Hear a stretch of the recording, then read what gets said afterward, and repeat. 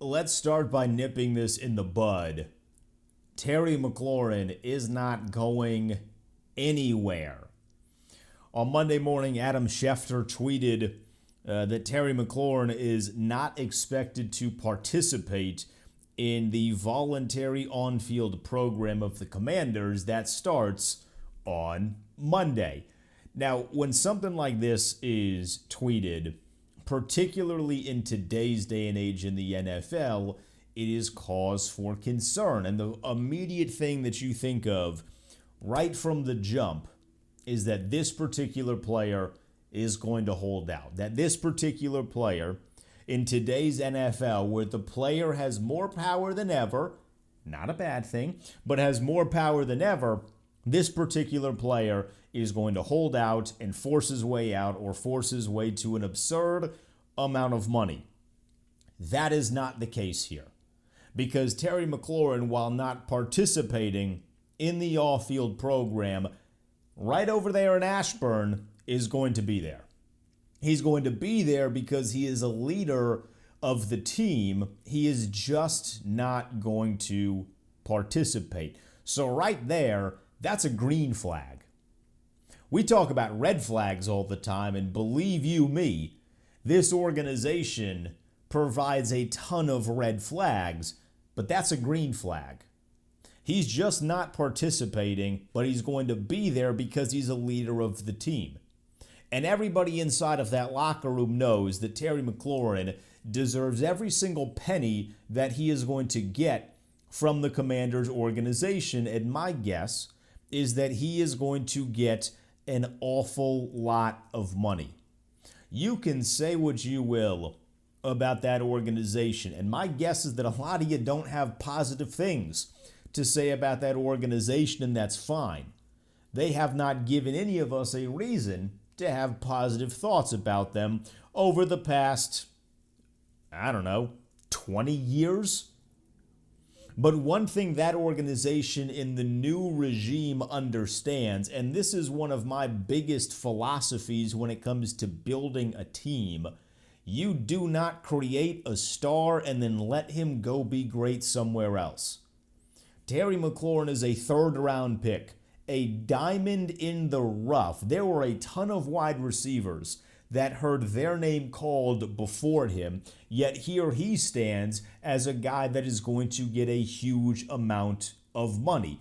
It's him, it's A.J. Brown, it's DK Metcalf. Those two guys who were lumped into the tweet and report from Adam Schefter, but they were second-round picks where Terry McLaurin was a third-round pick. But you do not draft a guy late, develop him into where he has the potential of truly being a superstar. He's already a number one wide receiver here in D.C. That is cut and dry at this point. Anybody arguing against that is just yelling at the clouds to see if they'll echo. He's a number one wide receiver that has the potential for true superstardom if the team here actually gets a competent quarterback that can throw him the football. The absolute last thing you can do as an organization is build him up to that point and say, we're not going to pay you. We love what you've done here in the 3 years. We're not going to pay you. We're going to trade you. You can go be great somewhere else. That's not going to happen. Ron Rivera is not a perfect coach. Ron Rivera, you might argue, has a little too much power for a guy with his success record. He's had success in the NFL, but he doesn't really have anywhere near enough success for the power that he has here in D.C. But so far in his short tenure here, one thing he has really put an emphasis on is keeping the foundation of the team. The proof is in the John Allen contract. The proof is in the Daron Payne contract. They are keeping the foundation of this team, and on the offensive side of the ball, the foundation of the team is Terry McLaurin. So they are not going to allow him, they're not going to allow him to leave, to be completely honest. Like, that sounds bad, but in the context of football, you should understand that. They're not going to allow him to leave. and he wants to be here. Because if he didn't want to be here, quite literally on this Monday, he would not be here. If he wanted out, he's not going to play the leader of the team role because there's no benefit for him there. If he wanted to leave, he would be forcing his way out. That's become an accepted normal thing in today's NFL, but he has not done that because Terry McLaurin actually wants to be here. So for that, I say he is not going anywhere. Ben Standig covers the team for The Athletic, and he put out a really good thread following the report from Adam Schefter where he touched on a lot of those things, but an important portion of this Twitter thread that I think needs to be mentioned that was not mentioned in Adam Schefter's report. And side note, this is why you pay attention to the local reporters, not so much the national reporters. Adam Schefter just drops this bomb but doesn't go crazy in depth on the situation because he relates it to DK Metcalf and to A.J. Brown, which is fine. That's what his job is. But you go to the local guys to get a deeper dive on what's going on. And the second tweet, which is really the first one, but the second tweet in this thread is a reminder that the plan from the jump has always been to start negotiating between the Commanders and Terry McLaurin after the draft, around the late May, June, July timeframe, which was similar to what happened with John Allen when he got his contract extension. So that is what you should be expecting when it comes to Terry McLaurin. McLaurin has the potential to be a generational wide receiver. Sometimes I think generational gets thrown around a little too much, or in a much different context than what I am meaning for that. I think McLaurin has potential to truly be a superstar, yes, but when I say generational wide receiver for a particular franchise, I mean a guy that can define that generation of a football team at that particular position. Think similar to what Santana Moss was. Santana Moss was my favorite player growing up, and he defined a position for the team here in D.C. for a decade. 10 years as a member of this organization, and for that 10 years, through all of the changes that were going on around him at quarterback, offense, defense, head coach, coordinator, running back, all of the changes going around the organization at that time, a consistent and a constant in that was Santana Moss. He was there for 10 years. I think Terry McLaurin has the potential to be something similar, but I think he has the potential to produce in a way on the field that Santana Moss could not. Santana Moss was here for 10 years, and that first year was amazing. I mean, as a kid growing up, that's really when I started to understand and fall in love with football. So I hold that 1483 year for Santana Moss, where he set the record for single season receiving yards here in Washington. I hold that year particularly very close to my heart because it really ignited my love for the sport. But in 10 years here, Santana Moss eclipsed 1,000 yards 3 times. In 3 years, Terry McLaurin's done it twice. The 1 year he didn't, he had 919 yards, and he only played in 14 of the 16 games. So if you want to do the what if Terry McLaurin plays in those extra 2 games, hell, if Terry McLaurin plays in that extra 1 game, he eclipses 1,000 yards. He does in his first 3 seasons here in D.C. You don't let that guy go. The problem with this organization since Santana Moss got here is they haven't been great at wide receivers, which is another reason why you don't let Terry McLaurin go. But listen to this. Santana Moss was here for 10 years, right? In that 10-year span, they never really got him help. But since Santana Moss got here, nobody has come even remotely close in terms of tenure with the franchise to being here anywhere near as long as Santana Moss did. If you sign McLaurin to that extension, he's going to blow everybody else out of the water, and he might actually end up being here for 10 years. I can't tell the future. I don't know what happens a couple years into that contract extension when it does finally come. But there's the potential for him to be here for close to 10 years. Outside of Santana Moss, would you like to guess the second longest tenured member of the organization in Washington? They didn't play for the Washington football team. They played when it had the other name that you see if you're watching on YouTube above my shoulder, because I have not blanked that out yet. Sorry. The second longest tenure, there's two of them. It's a tie.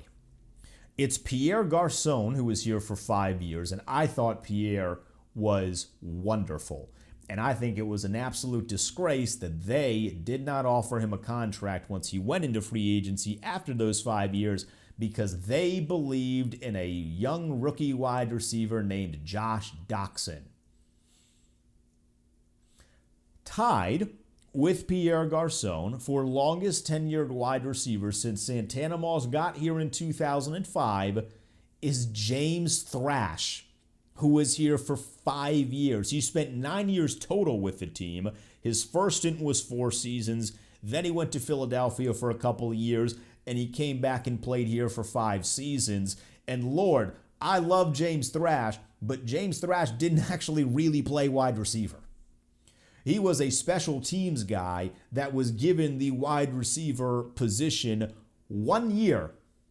1 year out of the 9 total, James Thrash eclipsed 200 yards receiving and 15 receptions in a season. It was the same year, which adds up. But that's it. Santana was here for 10 years. Garçon was 5. James Thrash was 5. Randall L. was 4. Devin Thomas was 3. Brandon Banks was 3. Niles Paul was 6, but like half of those was at the position of tight end, so I don't really fully count that. Leonard Hankerson was 4. Deshaun Jackson was 3. Ryan Grant was 4. Remember him. Jamison Crowder was 4, and Cam Sims will be entering his 5th year, which would put him in a tie with Garçon and James Thrash. So you keep Terry McLaurin. You keep Terry McLaurin, but what you cannot do, and this is for the organization moving forward, what you cannot do is force Terry McLaurin into the position of being Santana Moss, where he was the only guy, it felt like, for 10 years. He had that first year in 2005 where he sets those records. He had 9 touchdowns. The team goes 10-6. And Chris Cooley was here for a majority of that, yes. But it's important that you get a wide receiver opposite of Terry McLaurin in a way that they never truly did with Santana Moss. They tried it with Brandon Lloyd, LOL.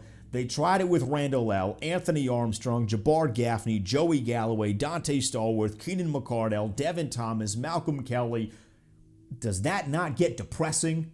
And by the time Santana Moss was at the tail end of his career is when they bring in Pierre Garçon and Josh Morgan and then get Deshaun Jackson and all of these guys. But by that time, it was too late.